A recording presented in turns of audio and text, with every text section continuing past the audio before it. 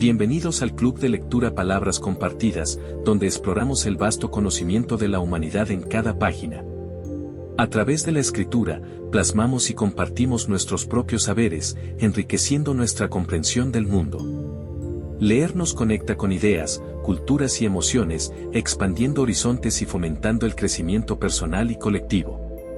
Únete a nosotros para descubrir juntos el poder transformador de las palabras. La imagen muestra una escena rica en simbolismo. Cada elemento aporta un significado profundo al club de lectura Palabras Compartidas. Elementos principales. 1. Libro abierto. Representa el conocimiento y la sabiduría que se comparten en el club. Es la fuente de las historias y experiencias que se discuten y analizan. El libro abierto simboliza la invitación a explorar nuevos mundos y ampliar horizontes a través de la lectura. 2. Corazón saliendo del libro. Es el símbolo central de la imagen y representa la pasión por la lectura y el amor por las palabras. El corazón que emerge del libro evoca la idea de que las historias y las ideas que se leen pueden tocarnos profundamente y dejar una huella en nuestras emociones. 3. Dos pájaros sobre el corazón. Simbolizan la libertad, la creatividad y la conexión que se genera entre los miembros del club. Los pájaros representan la forma en que las ideas y las palabras pueden volar de una persona a otra, creando un espacio de intercambio y diálogo. Elementos secundarios. 4. Mesa. Representa el espacio físico donde se reúne el club de lectura. Es el lugar donde se comparten las experiencias de lectura, se generan debates y se construyen lazos de amistad. 5. Veladora con dos llamas. Simboliza la luz y la guía que se encuentran en la lectura. Las dos llamas representan la dualidad de la experiencia lectora, que puede ser a la vez relajante y estimulante, introspectiva y social. 6. Lago. Representa la profundidad y la riqueza de las historias que se discuten en el club. El lago también simboliza la calma y la reflexión que se buscan al leer. 7. Montañas. Simbolizan los desafíos y obstáculos que se pueden encontrar en la lectura. Las montañas también representan la altura a la que se puede llegar a través del conocimiento y la comprensión. 8. Nubes rojizas y azules. Las nubes rojizas representan la pasión y la emoción que se generan al leer una buena historia. Las nubes azules simbolizan la tranquilidad y la paz que se encuentran en la lectura. 9. Pequeñas aves volando en el horizonte, representan la esperanza y el optimismo que se encuentran en la lectura. Las aves volando en el horizonte también simbolizan la forma en que las ideas y las historias pueden viajar por todo el mundo. En conjunto, la imagen representa el poder de la lectura para conectar a las personas, compartir experiencias y ampliar horizontes. El Club de Lectura Palabras Compartidas es un espacio donde los amantes de la lectura pueden reunirse para disfrutar de su pasión, intercambiar ideas y construir una comunidad. Y vamos a dar la vista al orador. Y bien, pues esta noche le damos la más cordial bienvenida al licenciado y maestro en criminalística y criminología. Y criminología, sí. Aquí es Felipe Rodríguez Jauregui, que también es maestro Fabio. retirado en el ejército mexicano. Y entonces tiene una gran trayectoria que nos permite, pues, tener muchas dudas y cosas por el estilo, en la cual nosotros vamos a participar. Hay un foro abierto aquí en el chat de este espacio. Y también lo que queremos es conocer y presentar un poquito más a Jauregui, conocer un poquito más acerca de él y que nos vaya platicando poco a poco. Primero, algo así que nada, ¿qué lo motivó a ser militar? ¿Leíste algo acerca de ser militar? ¿Qué te llamó esto de ser militar? Cuéntanos. Mira, Eric, a veces cuando uno tiene motivaciones natas de competencia, de superación, y a veces los factores que nos rodean en el ámbito social y hasta familiar, pues son como cierta forma un motivo que te lleva a tomar decisiones que a la postre es tu propia vida, ¿no?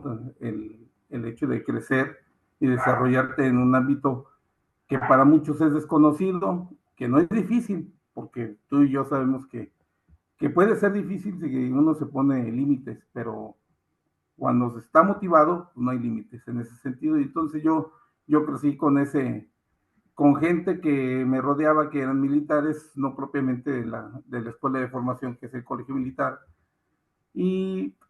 pero siempre con el impulso y el apoyo de vamos a echarle ganas, vamos a crecer, y ese sentido de competencia. Cuando estás chavo, tienes competencias, quieres comerte el mundo, vaya. Muy bien. Estuviste rodeado de personas que estuvieron en el medio militar, pero también tuviste contacto con algún libro o algo en específico de lectura que te dijera, ese es el buen camino, a eso hay que llegar, alguna historia, libros de historia, algo que dijera, ese es tu camino, o Mira, Eric, yo creo que todos, bueno, los que venimos de una formación escolar muy generalizada, donde antes inclusive se daba el civismo en las escuelas, que era una materia que a pocos le importaban, pero a estas alturas yo veo que es una materia fundamentalmente importante dentro de la educación de los alumnos, porque vuelves a encontrar los valores no sociales, también valores familiares y los desarrollos en la sociedad en un crecimiento pues así que de respeto y armonía, ¿no?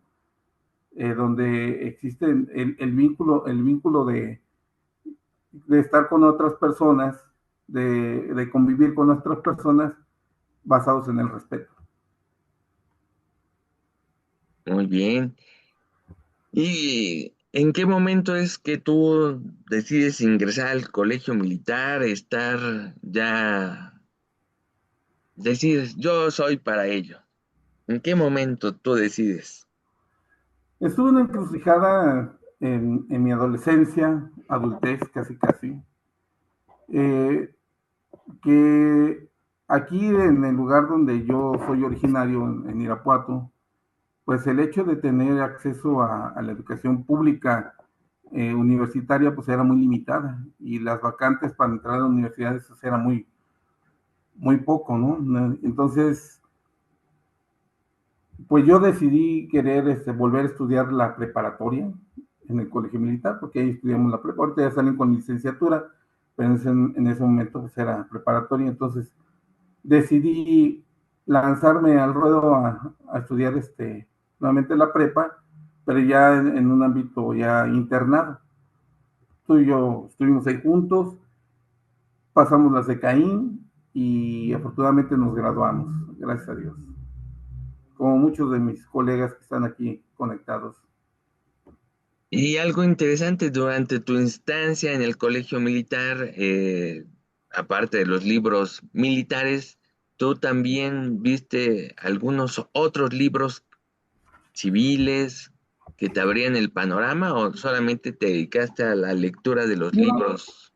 hay una parte que yo crecí y crecí con un grupo scout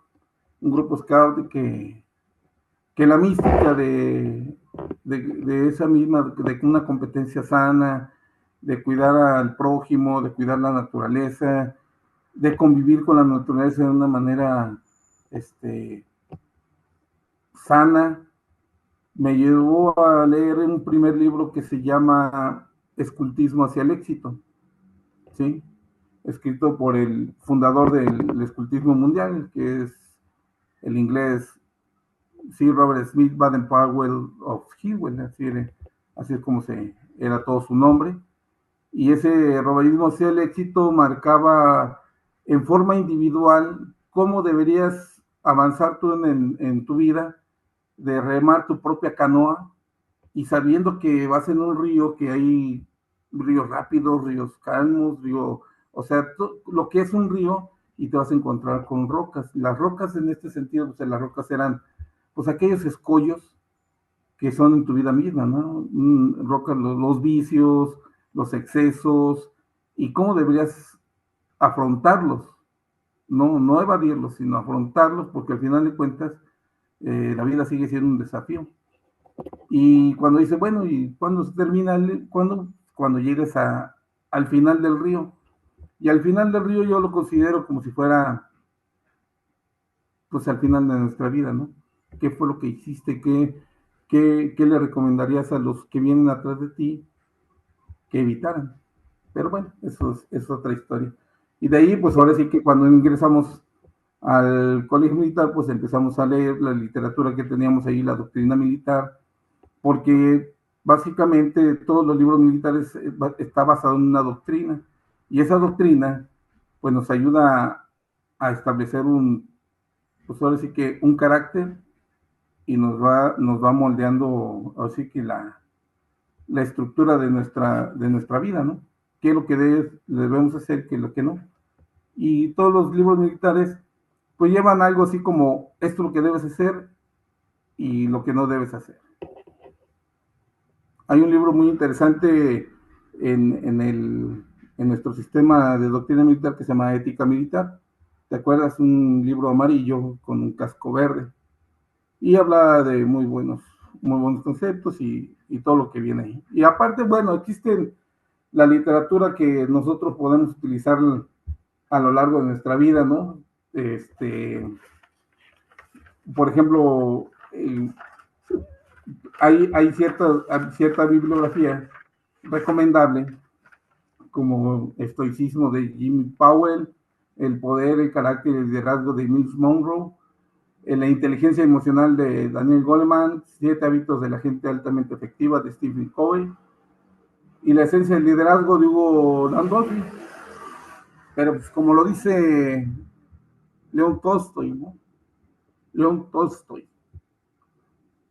Puedes escribir volúmenes y volúmenes de libros de filosofía, pero si no pones a la práctica ninguno de ellos, no sirve de nada. Entonces, lo que leemos y nos sirva, nos lo quedamos, y ponerlo en práctica es lo más importante. Ok, y en esas lecturas que tú tienes, obviamente yo creo que en ese momento del el adiestramiento y la capacitación del colegio militar, le diste prioridad a esos libros, porque si no, pues estarías fuera del ejército. Pues, ¿Qué mira, libros? tú sabes que nuestra doctrina a veces era, más bien es de una manera que la debes ejecutar de un solo modo, ordenada, ¿sí? Si tratas ya cuando tú agarras ese estudio didáctico, autodidacta más bien, en el desarrollo profesional, pues es lo que te va a ayudar a ti a experimentar otras áreas u otros campos de literatura. Bien. ¿Y qué es lo que decidió o cómo decidiste seleccionar el arma de la cual saliste, que es de artillería? Híjole, esa pregunta pues está muy buena, fíjate, porque al igual, a diferencia de las universidades afuera, no hay una orientación vocacional, tú nada más te vas viendo por por la forma en cómo cada una de las armas dentro del ejército se van desarrollando, ¿no? No es lo mismo un cadete de caballería que uno de artillería, de infantería. Al final de cuentas, sí hay ciertos rasgos conductuales que te llevan a la determinación de tomar pues la decisión de escoger tu arma ahí, ¿no? A veces nada más porque te gusta cómo marchan, porque te gusta cómo se ven las botas, y no hay una orientación vocacional, entonces, pero a mí lo que más me llamó es que decían que los artilleros eran los más inteligentes, y confirmo. Muy bien. Y entonces desde entonces te brillan las ideas. Pues ya mira, ya se notan más. Muy bien, muy bien. Chascarrillo del momento. Perfecto. Muy bien. Y una vez que sales, egresas del colegio militar, ¿cómo es tu interacción con los libros? Cuéntanos. Mira, Eric, en el colegio militar, tú sabes, te vas a las unidades Y pues cada año, pues en las promociones, o cuando ibas a promoción, que para nosotros los artilleros éramos muy recurrentes cada año, pues te vas dando cuenta que el estudio autodidacta era fundamental para el desarrollo profesional de los militares. Dejamos la escuela y ya nos dedicamos ahora sí que de lleno al desarrollo profesional. Ahora sí que de ti dependía hasta dónde llegabas. Y dentro del transcurso de mi carrera militar, pues yo me incliné a estudiar una licenciatura que me llamó mucho la atención. Después de que hice un curso de investigación, así que investigación policial, ¿no? En aquel entonces, de agentes judiciales, ¿no?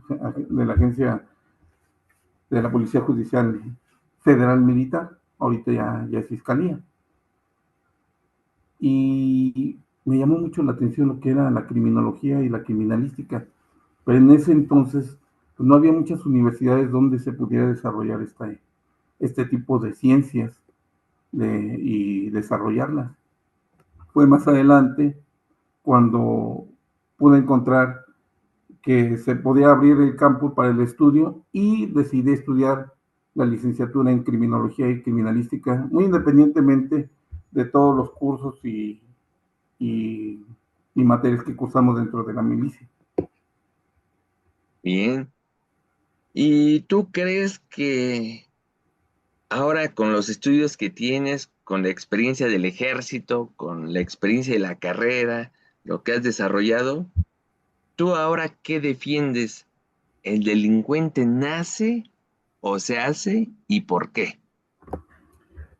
Esa es la primera pregunta que me hicieron cuando comencé la carrera, y el delincuente nace o se hace. Y pues ahora sí que entrando en materia, muchas veces nosotros tenemos el cerebro humano, es maravilloso, maravilloso. En nuestro sistema límbico es donde tenemos guardado, o es donde se desarrolla toda nuestra conducta criminal, inclusive nuestra conducta violenta, ¿sí? Existen desarrollado, por ejemplo, la amígdala con el lóbulo frontal del cerebro, es el que regula la conducta violenta, pero también existen otros factores, ¿sí? Los neurotransmisores, que son, en este caso, hablemos de la serotonina, la dopamina, la GABA, esos neurotransmisores que influyen dentro de nuestro sistema límbico, nuestro organismo, para saber y detonar si somos violentos o tenemos la capacidad de controlar esa violencia. Todo ser humano, de una vez que lo digo, Eric, todo ser humano en este mundo tenemos un gen violento. Ese gen violento está esperando nada más despertar, ¿sí? Por factores internos o externos. Y te voy a contestar rápido esa pregunta, la que me hiciste. ¿El delincuente nace o se hace? Son los dos. Son los dos. ¿Por qué? Porque manejamos que es la parte endógena, ¿sí?, de nuestro organismo, que espera despertar y que espera salir ese gen violento que pueda producirnos. Y los factores exógenos, pues la misma sociedad, el ambiente familiar, aquello que lleva a que el comportamiento humano lo lleve a delinquir. Ya lo dijo dos grandes pensadores, Rousseau y Maquiavelo, ¿sí? Rousseau defendía que el hombre era bueno por naturaleza, al menos que precisara ser malo. Y Maquiavelo decía, el hombre es malo por naturaleza, al menos que precise ser bueno. Y Rousseau decía que la sociedad lo corrompía. Sí es cierto, los dos tienen razón. ¿Quién tiene la razón? Los dos. ¿Por qué?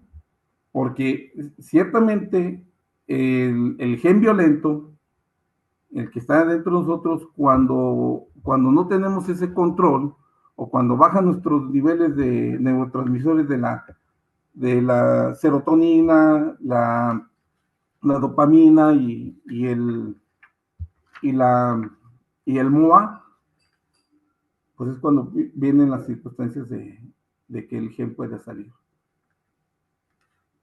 Oh, muy interesante, aunque dijiste muchas palabras incomprensibles para mí.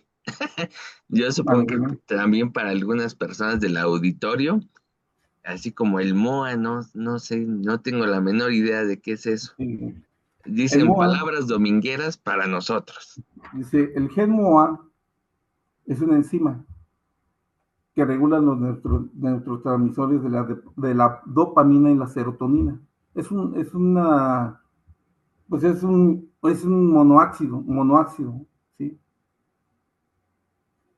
Y es el que, si disminuye o no regula esos niveles de dopamina y serotonina, pues vas a caer en que el cerebro va a tener una reacción violenta por lo mismo de la falta de la serotonina. La serotonina, tú sabes que la serotonina, ahora sí que es te lo voy a poner así, tengo mi favor, ¿no? Digo, es bueno saber mucho, pero en la serotonina eh, se asocia regularmente con el estado de ánimo en la inhibición de impulsos agresivos. Los niveles bajos de serotonina se relacionan con el aumento y la impulsividad de la agresión. La dopamina está involucrada en el sistema de recompensa y la motivación. Su desequilibrio de la dopamina puede afectar el control de los impulsos y contribuye a comportamientos agresivos. Entonces, la GABA, en este caso otro neurotransmisor, inhibe al cerebro en su función de reducir la actividad neuronal. ¿Sí? Si esas neurotransmisores los tenemos bajos y tenemos como consecuencia un factor externo como factor detonante, nos vamos a volver violentos. Te voy a poner un ejemplo. Ya te dije que la amígdala y el cerebro frontal, el lóbulo frontal, es la parte que regula la conducta violenta. En genética, la mujer es menos violenta porque el lóbulo frontal lo tiene más desarrollado. Es más fácil que un hombre sea más violento o se vaya a la violencia que una mujer. Eso no quiere decir que la mujer deje de ser violenta, pero sí es violenta en su momento. Esos neurotransmisores nos ayudan a controlar ese índice de violencia. Los hombres y mujeres pueden estar tranquilos hasta que existe un factor externo que pueda ayudarnos a detonar esa violencia. Muy bien. Y aquí hablando de la lectura y todo eso, una pregunta indispensable para mí. ¿Tú crees que la lectura académica influye en tu capacidad para resolver casos criminales y comprender los comportamientos desviados? Sí, sí, la lectura es fundamental en el estudio. Te voy a decir por qué. La criminología es una ciencia moderna. La criminología y la criminalística, aunque se escuchan igual, no son iguales, ¿sí? Son unas ciencias interdisciplinarias. Requieren de otras ciencias para poder llevar su función. ¿Qué quiere decir esto? Que para poder, por ejemplo, yo no soy biólogo, yo no soy psicólogo, no soy químico, pero tengo que saber qué ciencias me pueden ayudar en el caso del desarrollo de la conducta humana criminal. Un ejemplo puede ser, a lo mejor el delincuente o el agresor o el criminal tuvo una excitación violenta debido a unas sustancias prohibidas, drogas. Y en este caso se tiene que ayudar estas ciencias, la criminología y la criminalística, para determinar cuál fue la causa y cómo afectó la causa de esa conducta criminal. Son ciencias, antes se les decía pseudociencias, pero con el método científico hemos avanzado bastante, que hemos logrado determinar con justificación y estudios el desarrollo. Como te digo, no soy psicólogo, pero aunque se escuchan igual, no son iguales las dos. Criminología busca las bases de la conducta humana criminal y la criminalística busca encontrar mediante los hechos y un escudriñamiento del lugar cómo sucedió esa conducta. Ok. Y fíjate, aquí Oscar Molina nos escribe que coincide con el maestro Felipe, ambos nace y se hace. Lombroso planteó que algunos nacen con predisposición biológica a delinquir y desde el enfoque sociológico y ambiental, la conducta delictiva se forma por factores sociales, culturales, económicos, su cultura y factores económicos. Son los factores exógenos, y gracias por la intervención de nuestro amigo. Y te voy a decir aquí que Lombroso, aunque se le considera el padre de la criminología, pues también tuvo errores. Digo, estaban evolucionando. Enrico Ferri, y te puedo citar varios criminólogos que durante lo largo de la historia, pero el principal es Lombroso. Lombroso, por ejemplo, él decía en uno de sus documentos que la frenología determinaba la conducta violenta o criminal. ¿A qué me refiero con esto? A que los rasgos de la cabeza de las personas influían en que podía ser violento o no. O sea, imagínate, el que era un cráneo deforme o unas arrugas dentro de tu cabeza, bueno, aquí en la cabeza, visiblemente o simplemente por tu fisonomía, decía que eras violento, cuando no hay tal cosa. Nos vamos si empezamos a buscarle a los delincuentes o a los principales asesinos seriales, te vas a encontrar, por ejemplo, a Ted Bundy. Ted Bundy, en su juicio, Ted Bundy era, todas las mujeres me decían que era guapísimo y que era muy inteligente. Y sí era muy inteligente, porque él mismo intervino en su caso, porque hizo un lado al abogado que no lo defendía, él empezó a defenderse solo. Y a las mujeres les parecía muy simpático, pero ¿por qué estaba siendo juzgado? Por asesino serial. Entonces, aquí es donde, por ejemplo, la teoría del Lombroso, en la parte de la frenología, pues se va para abajo. Muy bien. Y avanzando un poquito más, ¿qué libros o estudios sobre psicología criminal y sociología criminal recomendarías para aquellos interesados en entender mejor al delincuente? Fíjate que hay un libro, mira, para entender al delincuente, digo, tampoco es una lectura así como de entretenimiento, ¿no? O una novela, o como las series de televisión CSI o de SCI. No es así, no es tan fácil. Lleva una metodología, lleva su tiempo.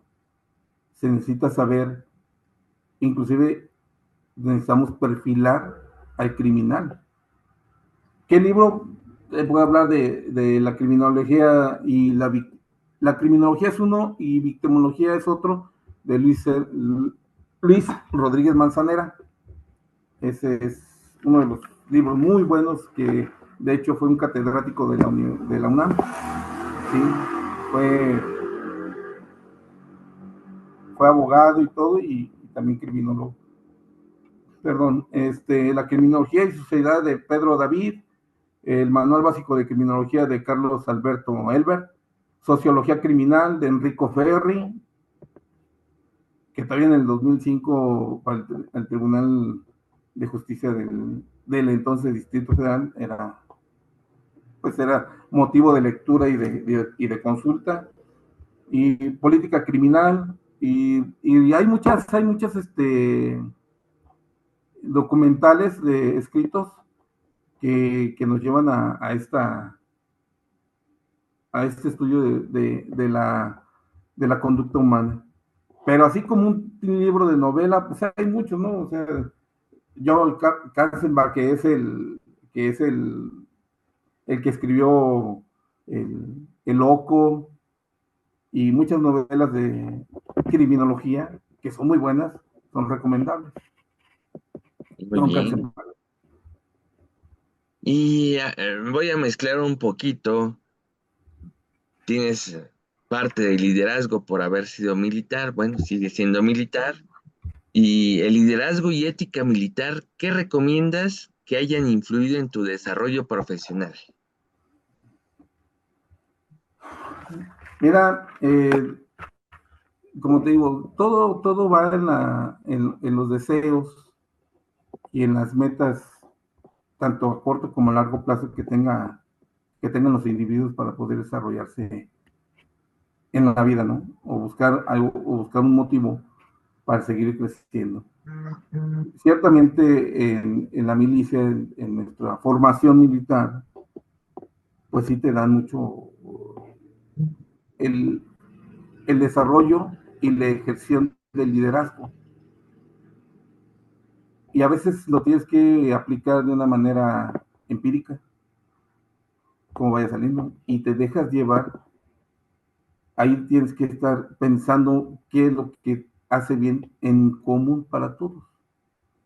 Un líder, sabes que no solamente piensa en sus metas, sino también piensa en la gente que lleva atrás, en la gente que está bajo su mando.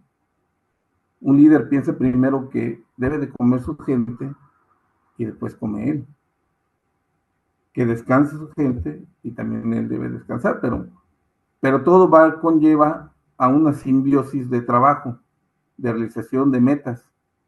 Y esa simbiosis como líder, pues la tienes que ejercer. Empiezas trastabillando y con la experiencia te vas haciendo y te vas forjando el carácter para poder crear caminos o tomar ciertos lineamientos para el desarrollo profesional. Y bueno, vas avanzando y vas creando cosas interesantes. ¿Algunos libros de superación personal te ayudan a fortalecer tu disciplina y visión de la justicia? ¿Tú crees que sean importantes los libros de superación personal? Sí son importantes, fíjate. Sí son importantes, pero como hace rato te dije del Tolstoy, puedes leer muchos libros, ¿sí? Puedes leer todos los libros de filosofía que te encuentres, ¿no? ¿Sí? Inclusive puedes agarrar a grandes pensadores, filósofos, pero si tú no aplicas esa filosofía, pues de nada va a servir. Y te puedes tú escribir libros de filosofía o frases de filosofía, pero nada sirve si en la realidad o en la vida no la llevas a cabo. Es decir, tienes que leer, analizar, incorporarlo, introyectarlo para hacerlo tuyo, convencerte de que vale la pena ese cambio significativo tanto de conocimientos, actitudes y habilidades. Totalmente de acuerdo, y digo, vas a encontrar, ahorita los medios digitales son es lo de hoy. Te encuentras y te metes y encuentras muchas frases de estoicas, de religión, de meditación, de filosofía, y todo eso te va a ayudar de una u otra forma, pero todo depende de la manera en que vibre esa frase en ti, o en el momento que estás vibrando, que estés pasando por algo y dices, ay, esto me gustó, me lo voy a quedar, pero pasa ese momento y ¿qué sigue? Ya lo desechas, ya no lo haces propio. Entonces, lo que escojas, que sea un modo de vida, si escoges un libro, pues hay que seguirlo y hay que practicar con la filosofía y la superación personal que marca el libro o que te suene, pero que no nada más sea por un momento, sino que marque tu vida. ¿Y qué importancia tiene la lectura para un crimen? Ay, ese se me complica a mí mucho esa palabra. Y criminólogo, Criminólogo. Al y criminólogo. enfrentar casos complejos que requieren un análisis profundo del comportamiento delictivo. Mira, Fabián, yo estoy totalmente de acuerdo que la educación es un factor sumamente importante en el desarrollo humano, principalmente en los jóvenes, ¿sí? Esta educación nos ayuda a prevenir el delito. Educación, ¿eh? Puede ser autodidacta o puede ser inducida. En los jóvenes es la parte crucial porque es en donde muchas veces el adolescente va a decidir lo que es bueno, lo que es malo, o va a decidir qué es lo que quiere para su vida, ¿no? Si, si estudia, sabe lo que sabe los frutos que puede conseguir, o inclusive hasta dónde se puede frenar si no lleva a cabo una práctica, una educación que le ayude a desarrollar habilidades, pensamientos críticos y sobre todo responsabilidad, ¿sí?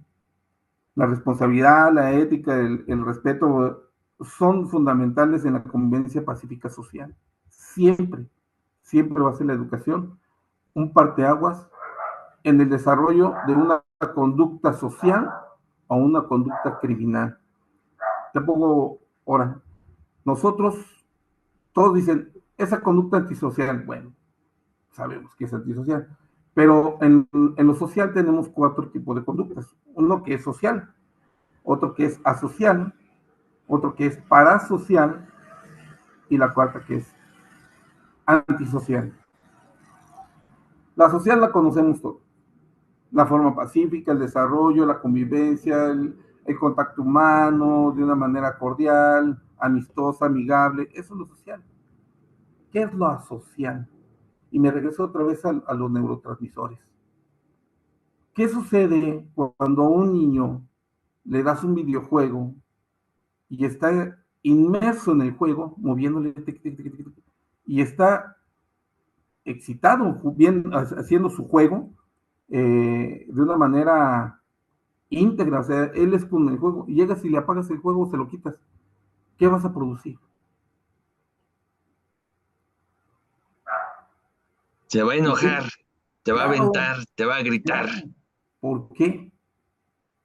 Porque él está desarrollando en su cuerpo un neurotransmisor que le está llevando a la emoción, a la motivación, y esa parte, todas lo que hablamos de los neurotransmisores, llega un momento en que se los cortas de trancazo, voltea y lo primero que se te va a poner violento.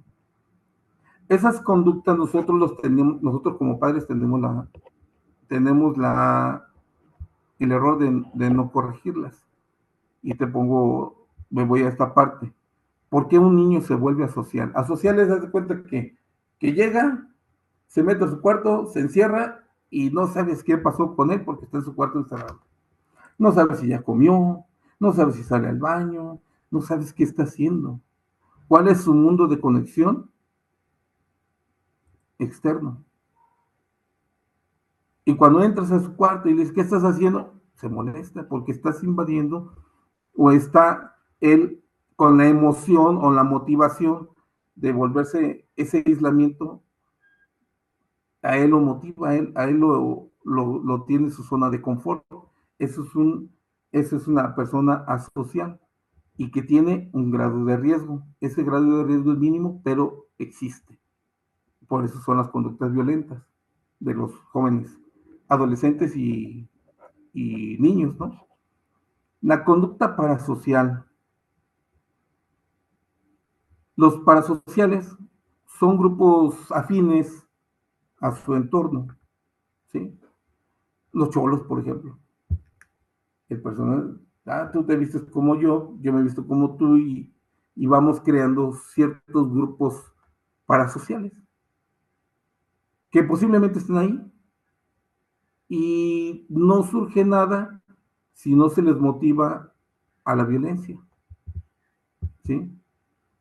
¿Te acuerdas cuando allá en la Ciudad de México se enfrentaban los punquetos con los darquetos? Eran grupos parasociales afines, cada quien en su mundo, pero cuando se encontraban y empezaban ahora sí que a lanzarse indirectas, despertaba el gen de la violencia. Entonces quiere decir que es un grupo que no deja de ser violento, pero que sí tiene un rasgo de violenta, de que la violencia salga de una forma más fácil. Y los antisociales, pues los antisociales son todos aquellos que cometen crímenes y delitos. Hace rato platicaba con uno de mis compañeros qué diferencia existe entre un delito y un crimen.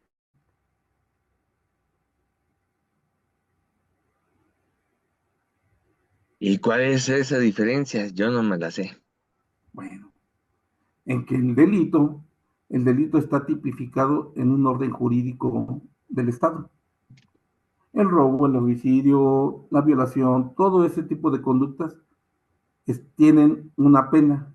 Es lo que le llaman la teoría del delito. En la teoría del delito debe ser típico, antijurídico, que debe ser culpable y punible, ¿sí? Y el criminal muchas veces no tiene esas fases.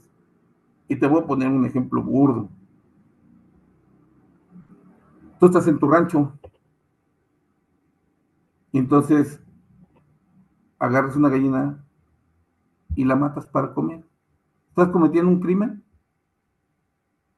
Pues cometí un asesinato gallinesco. ¿Verdad?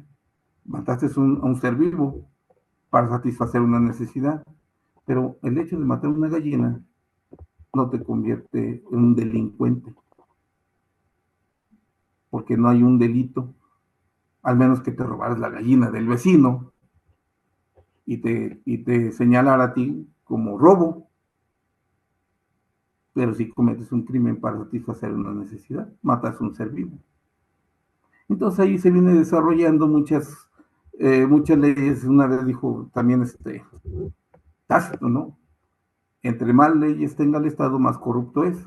Porque después vinieron las leyes ecológicas y las leyes de protección y las leyes de esto y crean leyes y leyes y leyes y leyes cuando realmente pues, lo que se debe de castigar o lo que se debe de observar es la conducta, ¿sí?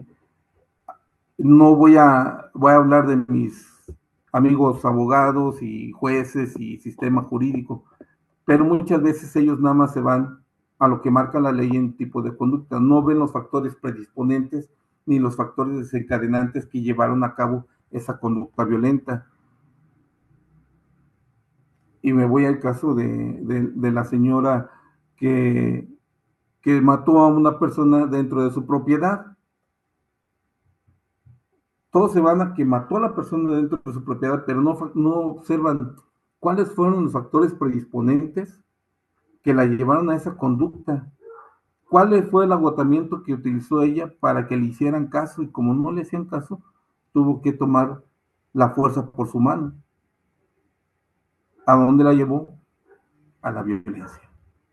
No se justifica porque muere un ser humano, pero sí hay algo en nuestro sistema jurídico que se debe de observar y sí debe de hacer caso siempre a los factores predisponentes y a los factores desencadenantes. Es importante que nuestro sistema jurídico voltee a ver a los criminólogos y criminalistas y que hagan caso de todos aquellos objetos del delito que nos ayuden a resolver y dar justicia a quien sí la se merece, a quien se la merezca, ¿no?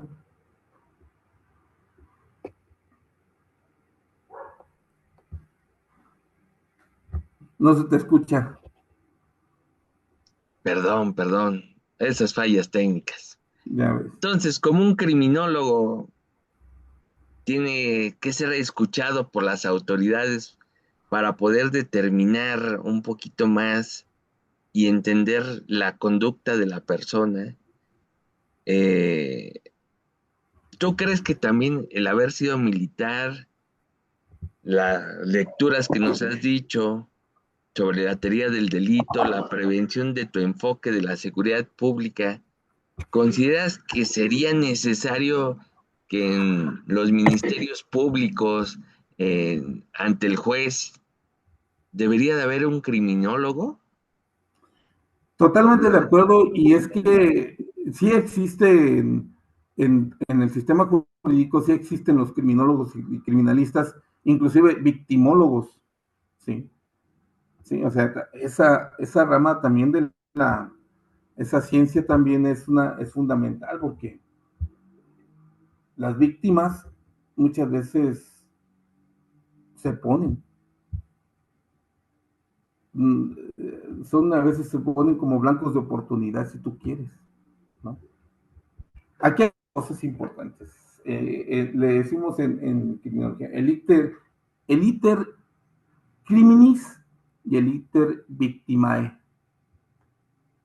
En español, ¿qué es eso? El camino de la criminalidad o el camino de la víctima. Ok. Y los dos llegan a una encrucijada, donde tanto el criminal como la víctima llegan a encontrarse y llegan pues tanto uno con el otro hay una conducta delictiva o criminal en ese sentido, ¿sí? La víctima, ¿cuáles son lo que tienen las víctimas? Una exposición al riesgo. La víctima siempre va a estar, es la vulnerabilidad de la víctima. Si la víctima no se cuida, siempre va a estar vulnerable. Si no toma medidas de protección para sí misma, siempre va a estar vulnerable, ¿sí? La victimización es la acción o el evento que causa el daño a la víctima. Y existe también en la desvictimización, que es el proceso por el cual la víctima tiene que dejar de sentir esa culpabilidad de haberse expuesto. Y bueno, y el criminal, pues, él siempre va a tener la idea de llevar a cabo algo, sea ya premeditado o sea de oportunidad, o inclusive sea por defensa o por miedo que llegue a cometer un crimen. ¿Me explicó? Muy bien, y aquí Germán Rojo nos comparte su comentario, dice, buenas noches, esa es la base para solucionar muchos problemas en el ámbito de la prevención, es tener personas capaces en criminología, y te manda un saludo. Gracias. Sí, y bueno, y en la parte de la criminología, llegamos a que la diferencia entre un psicópata y un sociópata, ¿cuál es más peligroso? Ay, ¿Cómo no es? ¿Cómo los identificas? No, pues no creo que traigan su credencial, ¿verdad? Esa es la parte, pero existen conductas y eso es lo que la criminología hace. La criminología no persigue delitos, ayuda a esclarecerlos, pero la función principal de la criminología es la prevención del delito y de la criminalidad, vaya, en su momento. Como te expliqué, pues no lo mismo, pero siempre y cuando nos ayude a mitigar conductas violentas que atenten contra sí mismos o contra otras personas. Y, por ejemplo, existen víctimas sin agresor. Ah, caray, ¿cómo es eso? Pues las víctimas sin agresor, pues te voy a poner un ejemplo, es el suicidio. Mm, Aquí existía un factor predisponente que desencadenó a llevar esa conducta de acabar con su vida. O vamos a poner otro ejemplo, una inundación. Aquí, ¿quién es el agresor? La naturaleza. ¿La vas a culpar? ¿La vas a castigar? ¿Le vas a crear una sanción? No, ¿verdad? Pero también existen factores, por ejemplo, y saludos a mi amigo y hermano Asdrúbal, en Protección Civil, que si no llevan a cabo bien sus tareas de prevención y evacuación ante un riesgo, si existe el plan y la víctima no quiere salirse, pues ya es cuestión el libre albedrío de la víctima quedarse. Pero si no actúan las autoridades para poder desarrollar un plan de evacuación y de ayuda antes de que suceda la tragedia, entonces sí hay una omisión. ok. Aunque la naturaleza haga su papel de destrucción y de agresión. Simplemente no hubo un plan de prevención. Y esa es la parte de la criminología donde se debe, y criminología, hay diferentes ramas, ¿no? Está la criminología para el sistema jurídico, la criminología corporativa o empresarial, la criminología educativa, y en cualquier ámbito donde exista el ser humano con una conducta errónea, va a estar un criminólogo. Debería estar un criminólogo. Y me voy a la escuela y dicen, ¿cómo es que en la escuela? Sí, porque un criminólogo te va a ayudar a prevenir el bullying, a prevenir delitos alrededor y dentro de la escuela, y te va a llevar a cabo también, porque también se mete dentro de programas de evacuación, de protección civil y todo, para poder resarcir los daños que atenten contra las personas. Prevención, conductas. La, Fíjate que, perdón que te interrumpa, nos está llegando una pregunta de Manuel Cortés Martínez. Y dice, un saludo, mi estimado maestro Felipe.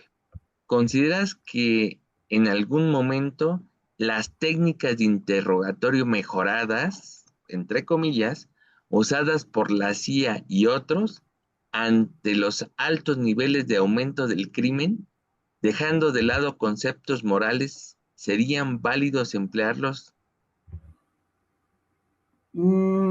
mira, a veces tener patrones o tener modelos preventivos de otras agencias de investigación o de otros países no es lo mismo. No es lo mismo la delincuencia que existe en Sinaloa a la que existe en Veracruz o en la de Guerrero.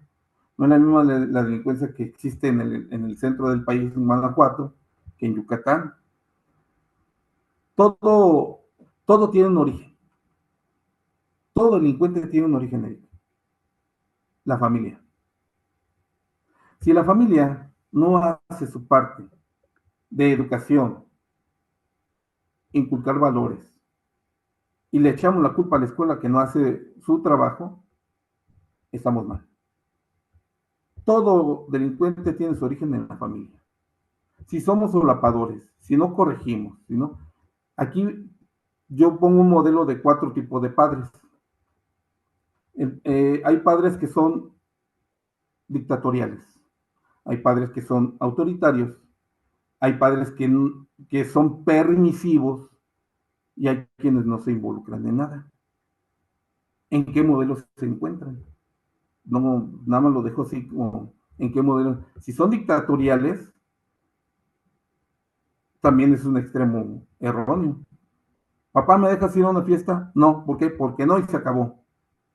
Entonces vas creando un resentimiento en los adolescentes o en el menor, o esa represión que a la postre en la adultez se repite. Genéticamente la transmites.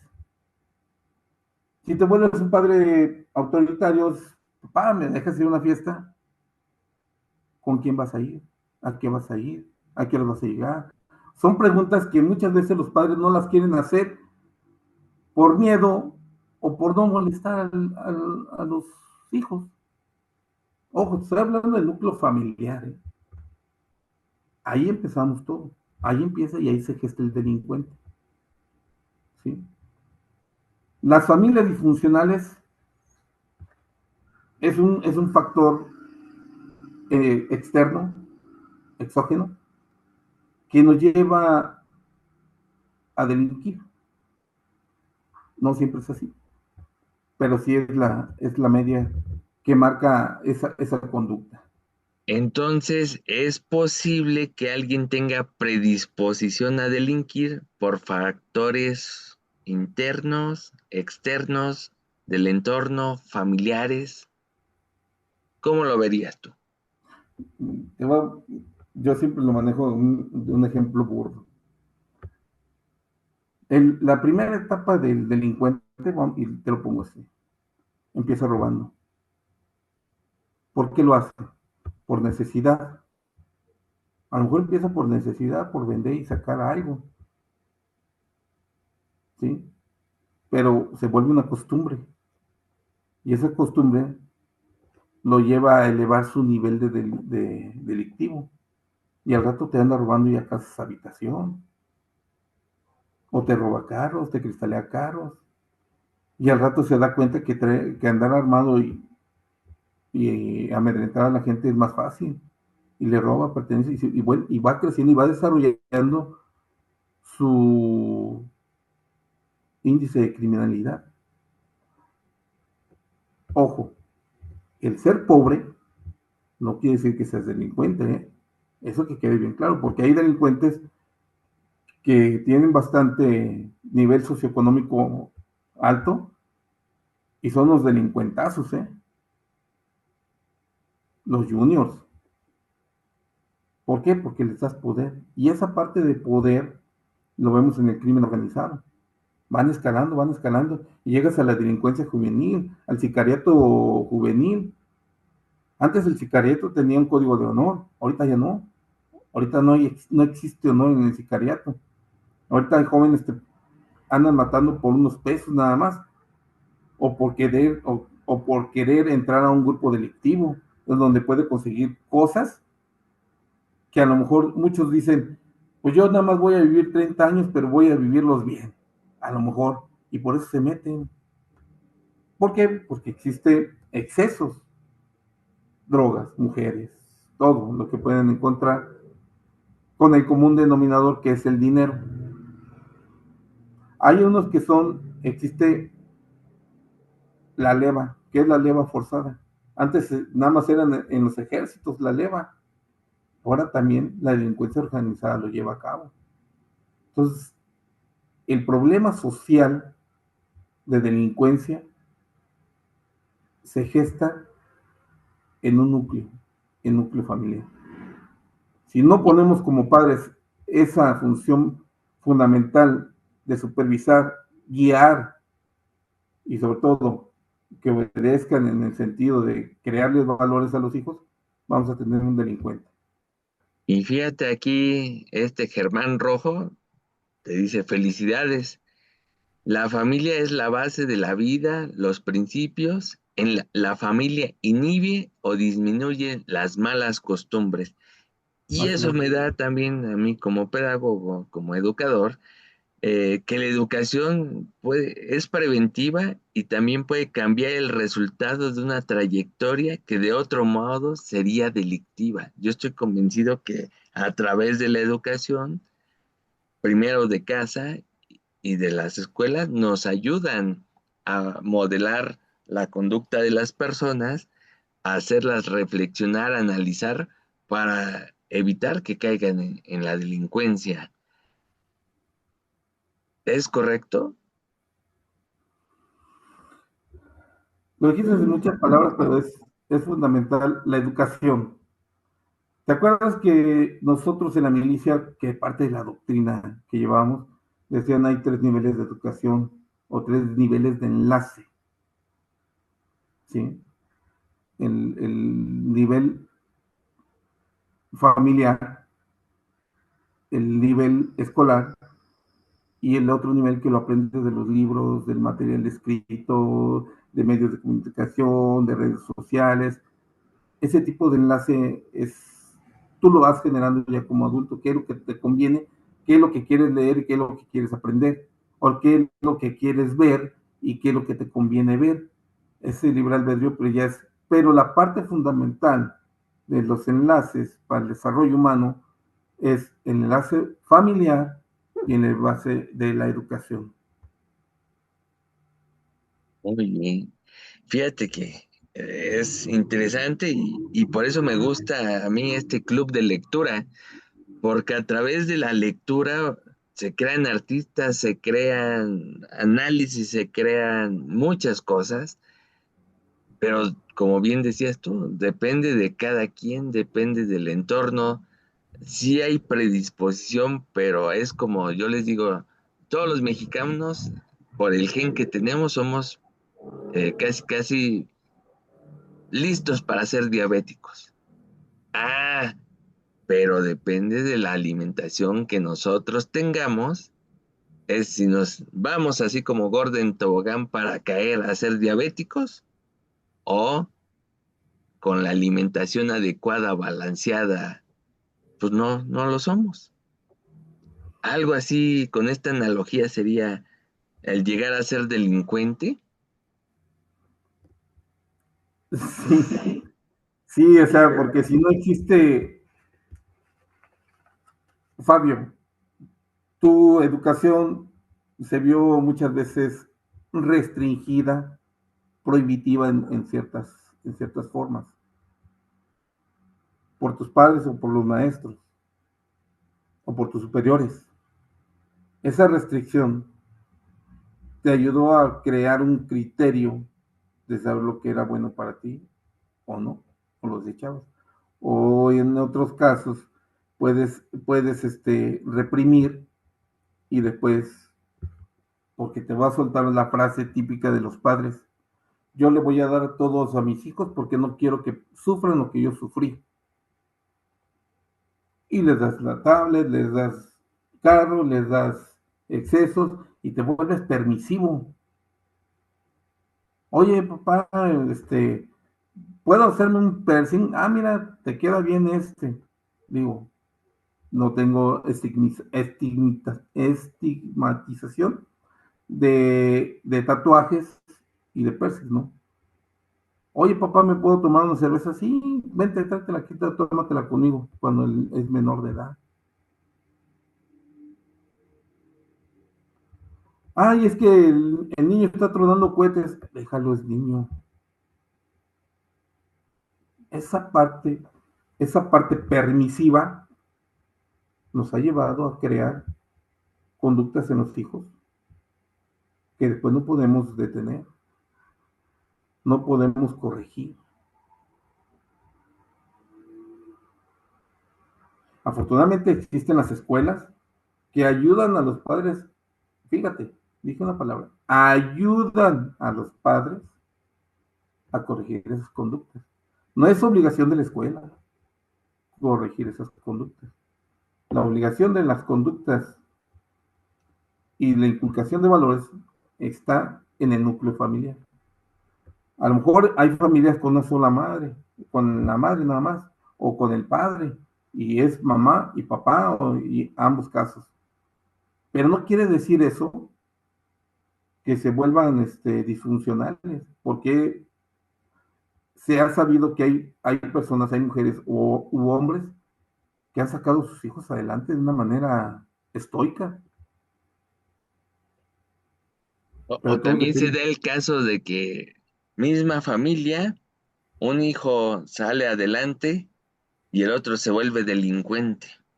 Y tú dices, ah, caray, ¿cómo? Si son los mismos padres, son los mismos valores inculcados aparentemente. Pero ¿qué es lo que pasó? ¿Por qué uno se inclinó al bien y otro se inclinó al mal? ¿O por qué uno se fue a las drogas y el otro no? Está bien interesante. Esa es la parte que te dije hace rato, o sea, si tú te vuelves un padre dictatorial, pues lo que vas a provocar es que todo lo hagan a que no te enteres.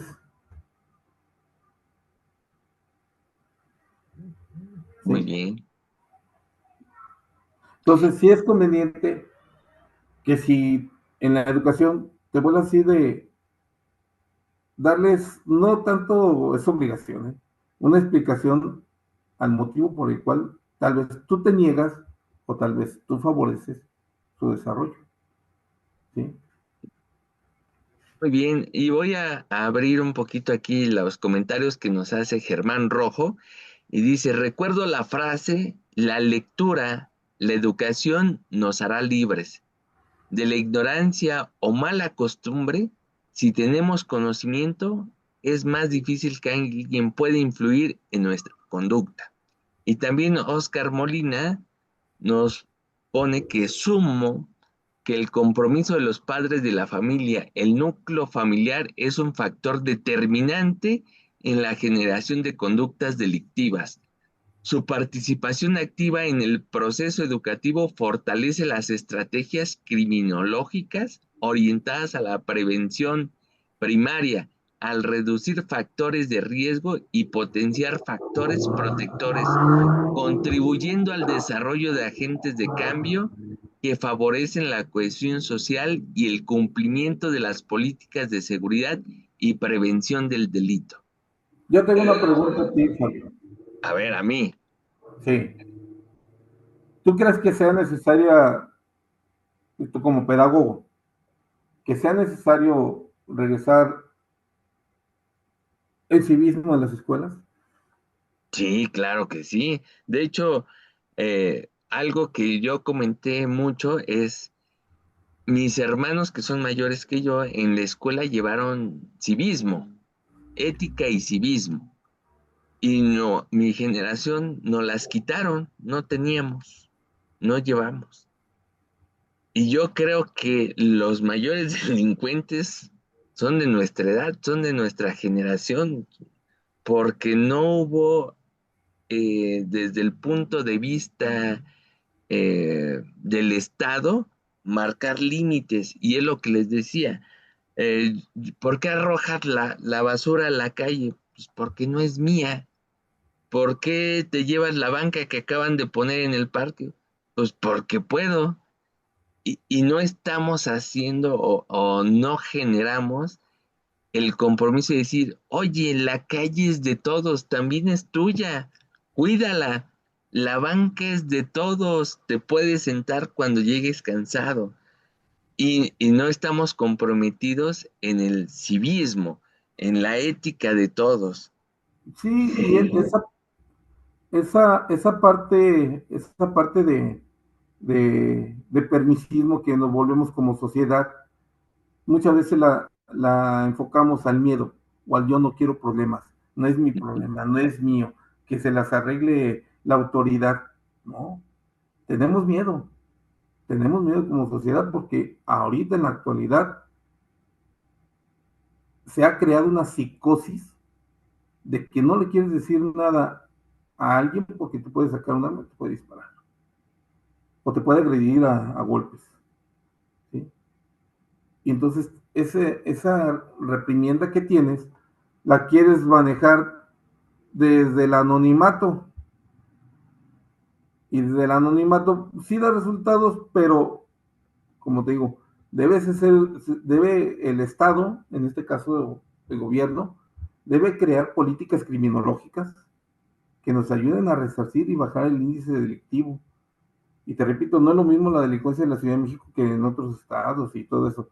Debe de hacerse un estudio criminológico para poder atacar el factor fundamental de la delincuencia, que es el foco que genera a la sociedad la conducta delictiva, ¿no? Decías, ¿qué es? ¿En qué se basa qué es?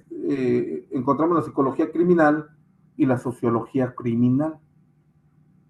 Las dos son ramas de estudio diferentes. La psicología se va a lo individual. al estudio del psique del individuo delincuente o criminal. Y la sociología va en torno al desarrollo en conjunto de la afectación de la criminalidad en forma general que afecta a la sociedad. Entonces, dice, o psicología o sociología criminal.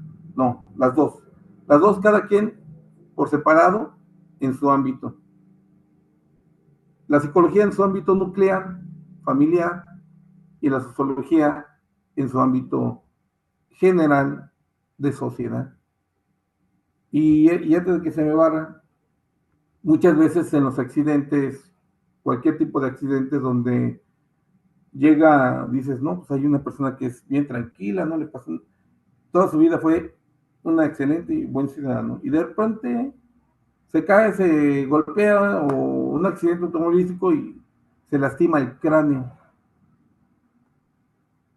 Y todos en lo físico y en lo conductual del desarrollo, o sea, de recuperación de las personas, es lo que buscamos. Quiero que se recupere, quiero que se alivie, y lo tienes y ya va saliendo. Pero muchas veces no estudiamos el psique, cómo quedó dañado qué trastorno puede tener, funcional, endógeno, en las personas, porque puede ser después el psicópata o el sociópata. Y entonces es algo multifactorial y que tenemos que entender cómo surge, cómo nos va generando toda esa presión, llamémosla así, o el daño químico que se genera, o Sí. la falta de algún químico, o el exceso también puede provocar algunas cosas. Y bien, por aquí Gerardo Constantino nos dice: saludos, mi hermano Felipe, gracias por compartir con experiencia este tema. Entorno familiar, educación y ejemplo es la base de hacer en el núcleo familiar buenos ciudadanos. Un abrazo fraterno desde Tampico, Tamaulipas. Y Alma también nos dice que coincide. Desafortunadamente el sistema educativo ha eliminado ciertas asignaturas que ayudaban o fomentaban cierta cultura y ética de las personas. Coincido con todos ellos, y como te dije, la criminología es una ciencia inter, multi y transdisciplinaria, porque sí se requiere de otras ciencias para poder solucionar las conductas humanas criminales. Bien, y ahora en esta entrevista yo quiero abrir el micrófono a todos los que se conectaron el día de hoy, que están aquí con nosotros interesados y que está a su disposición. Aprovechen a Felipe su experiencia, o por lo menos un saludo que le quieran mandar a nuestro buen compañero Felipe Rodríguez Jáuregui. Rapidísimo abrimos el micrófono. Alguien que quiera prender su cámara y hacerle alguna pregunta. Con mucho gusto.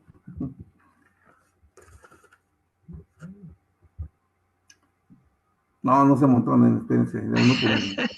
¿Verdad? Bueno. Ni modo. Ante la duda. Ante la duda, todo está correcto.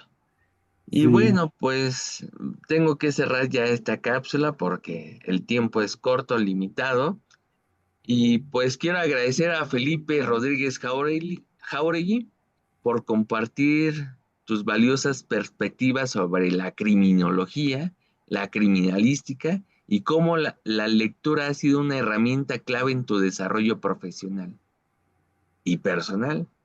Y a ti que nos acompañas, ¿qué opinas tú? ¿Qué crees que el delincuente nace o se hace con lo que nos expuso hoy Jáuregui? ¿Cómo la lectura ha influido en sus vidas?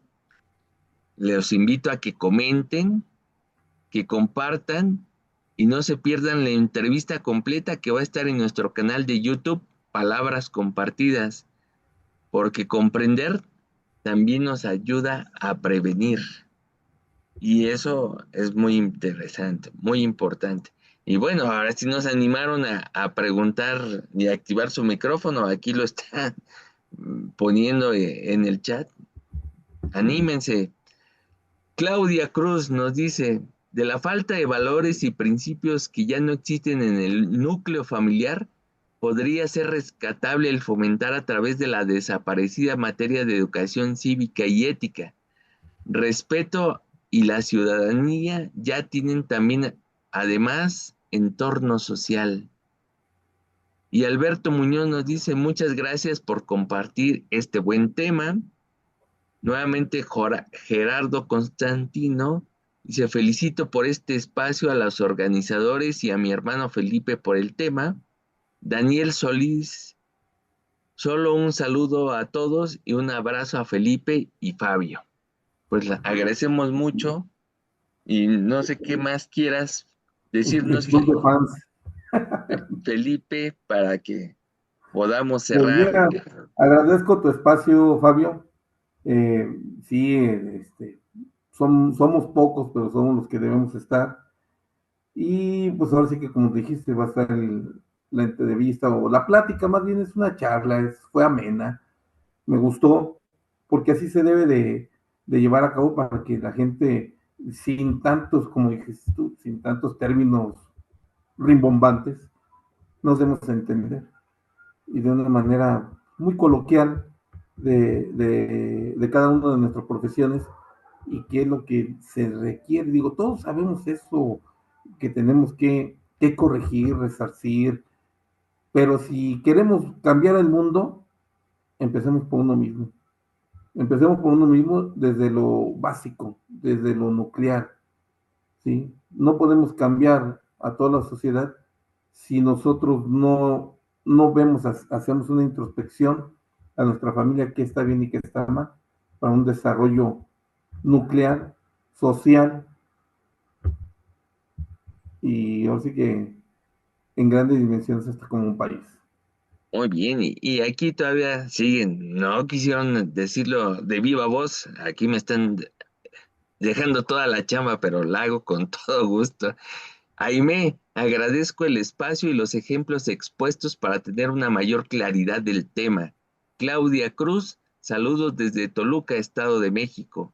Ivonne, muchas gracias por compartir los puntos de vista de las preguntas que se realizaron desde la perspectiva del lado militar y la educación desde el hogar. Gracias, papá. Germán Rojo, excelente charla sin tecnicismos para el buen entendimiento. Y bueno, a mí me gusta un poquito dejar huella en todos nosotros y me gustaría, ojalá y se pueda, que todos prendieran por lo menos en este último momento toda su cámara para poder tomar una foto colectiva de quiénes son los que estamos aquí y poder tomar una pequeña foto para después tenerla en la posteridad. Y dice ahí Germán Rojo, muchas gracias, licenciado Eric, por su invitación y gracias al licenciado Rodríguez. Muy bien. Y bueno, aquí ya estamos viendo a todos, ya veo a Mario Limpo, Manuel Cortés Martínez, Oscar Molina, a Daniel Solís, ya se conectó también, nos deja ver su cara Ivonne, y bueno, Diana, Germán, Alma, Claudia Cruz, ya también se conectó Germán Rojo, y estamos listos, ya está también Alma por aquí. Y bien, ahora sí, como dicen, hay que peinarnos bien para salir bien en la foto. Me hubieras dicho para desde el principio peinarme, mira. No, no, bueno, a ti tenías que sidolearte un poquito más para... Ahí a este ¿Y Daniel quieres? para que se peine el bigote. Anda. Anda, bueno, ¿listos? Entonces, a la cuenta de 3, 1, 2 y 3. Perfecto, ahí yo salí. Muy bien, ya la tengo aquí. Y pues les agradezco mucho su asistencia, su participación. Esperamos que no sea la única y esperamos futuras otras pláticas y que nos sigan en Palabras Compartidas en el club. Ya tienen todos los links y como educador a mí me gustaría hacer crecer más este club y sobre todo abrir la oportunidad a todos para que aprendamos juntos cada día más. Te agradezco mucho tu atención, Felipe, a cada uno de los que están aquí participando y esperemos vernos muy pronto. ¿Algo más con lo que quieras cerrar, Felipe? Fabio, te repito, nada más estoy muy agradecido por tu espacio y, y a todos tu auditorio, porque al final de cuentas muchos no entran, pero sé que van a ver la, la entrevista o la plática, la van a ver en grabación y pues ahí vamos a ver qué es lo que opinan y estoy abierto a cualquier comentario, sugerencia, digo, también uno no tiene la verdad absoluta en cuanto a los temas y sería muy nutritivo que todos, alguno pudiera aportar algo y crear unos conceptos que nos ayuden como crecimiento y como sociedad para todos. Muchas gracias, Eric. Bueno, un fuerte abrazo a la distancia y que tengan un excelente fin de semana. Hasta luego. Buenas noches. Buenas noches.